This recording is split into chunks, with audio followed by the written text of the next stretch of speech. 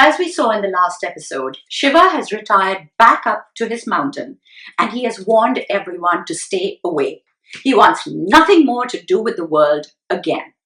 But Mother Earth, the mother goddess herself, is in love with him and she decides it is time to return to him for the benefit of the world.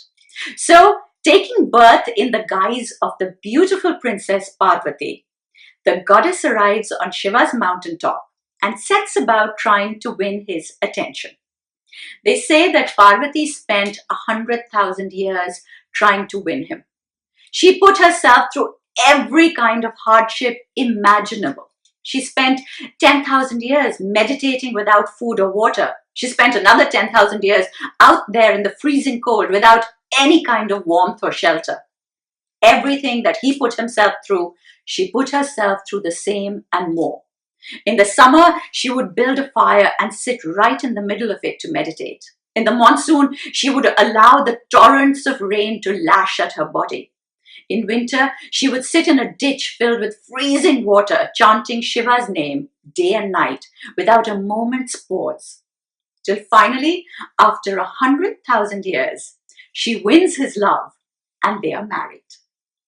But now Parvati realizes that even though they are married, he doesn't really belong to her at all. All of Shiva's time and energies belong to others, to the other gods who are always by his side wanting his help, or to the holy men who are always at his feet looking for wisdom, or to his worshippers who are always calling out to him in their prayers, and he can deny them nothing. Parvati never ever got any time with her husband on her own at all. And so she built for Shiva a temple, a beautiful temple somewhere far away from everywhere, right on the edge of the land.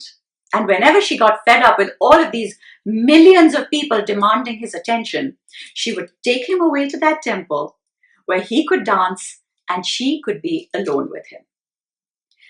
The temple, they say, was beautiful. It had the sea on three sides and the green forest behind. In the center was a courtyard made of stone tiles, and surrounding the courtyard were corridors made up of pillars, hundreds of pillars.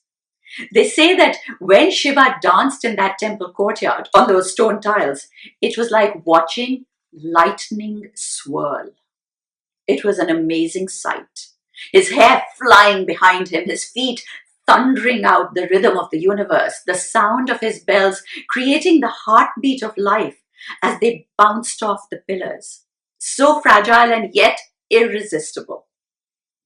They say it was such an incredible sight that even time would stop to watch. Even the passing breezes, the ocean waves, would stop to watch. And a contented Parvati would sit guard over her husband's dance. But as time went by, more and more people populated the earth, and the gods slowly moved away to the heavens forever. Shiva too left behind his beautiful temple, never to return. But they say that he left behind a little part of himself.